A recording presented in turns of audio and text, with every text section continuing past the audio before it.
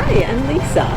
In the last video, I shared my impression of the Ryker after having been on it for 1,000 miles. In this video, I'm going to share my impression of being a new motorcycle rider and my evolution of acquiring motorcycle skills. First, let me show you where we're going today. I'm practicing to go on the 3 Twisted Sisters of the Texas Hill Country. This loop is a lot closer to me, and hubby thought that it would be a good opportunity for me to get a sense of what the twisties are like to make sure that I'm comfortable with its challenges. So come along. You know, when I first got on the motorcycle, I had no idea that I would like it so much. It was just so much fun, especially at 25 to 30 miles an hour. Now, when it got up to 45, 50, it felt like riding was so rough because the handling was just very tough and the bike goes all over the place. And then when it got up to 70, when the wind gust comes, it feels like I need to hang on to the bike with my whole life. Luckily, I no longer feel that way. Once I learned to relax my grip and let my arms be noodles, the ride became a lot smoother.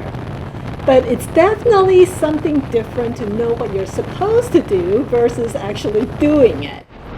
For example, for big curves like this, they used to freak me out because I would slow down so much that my hubby thought that I am a danger to the people who ride behind me. But even back then, I knew that I was supposed to keep my eyes to the end of the curve.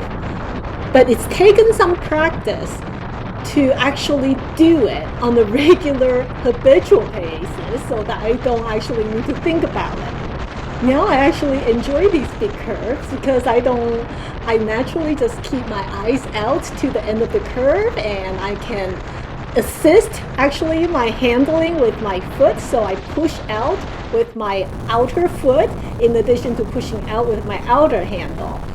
So now that I'm used to it, I just slow down a bit until I'm comfortable with the speed at which I'm taking the curve, and then just keep my throttle or increase my throttle a little bit as I go through the curve. And it's a lot of fun, especially if there is a hill. Now, when you're going up a hill, I'm realizing that with a motorcycle, you need to give it some throttle in order to even maintain speed. So I love going uphill just to increase that throttle, just to maintain my speed. Once you get to the crest of the hill, that view, exhilarating. For me, what is really fun about a motorcycle is that you're very present on a motorcycle, in the sense that you have to pay attention to the road, to your surroundings, and you're super aware of all the dips and hills and turns in the road. So it makes me feel connected with the land in a way that being in the car just doesn't give you. And you just never know what you might run into. Like, who would have known that we would see a jet on this drive? It definitely takes practice to internalize all those skills that I know early on. But now that they are a habit, I am a lot more comfortable with the juxtaposition of feeling vulnerable on the motorcycle and simultaneously taking in the scenery and being on the bike on this beautiful land. And it's addicting. I hope to be riding for a long time, and so I'm all the gear all the time. These gear also protect me against bugs that are also out here in the hill country. One tiny little bug can feel like a rock when it runs smack into you. Now out here there's not much traffic, but in order to get out here you have to get through the city. So I am also practicing defensive driving and reading traffic, reading risks that are out there for a motorcyclist.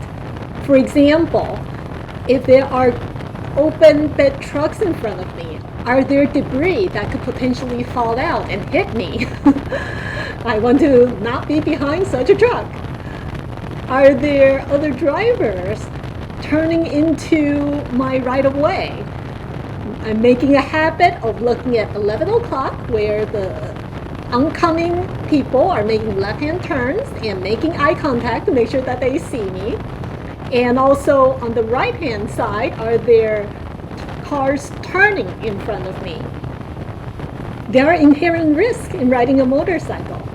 If I enjoy and want to do it, then I've got to learn to minimize those risks, not only by my gear, but by continuously improving my skill and develop better habits. And to that end, I find it's been really helpful to ride with someone else. For example, my hubby, until he told me that my brake lights were coming on, I had no idea that I was riding my brakes. So know your bike. For me, my Ryker's brake pad is extremely sensitive, so I have to develop a different habit of flaring out my foot so that my foot is not touching it when I don't intend on braking. Other riders can often give you feedback about how you're riding and let you know things that you're doing that you're not even aware of. Another example is I had no idea that I was deviating towards one side of the lane. So lane positioning.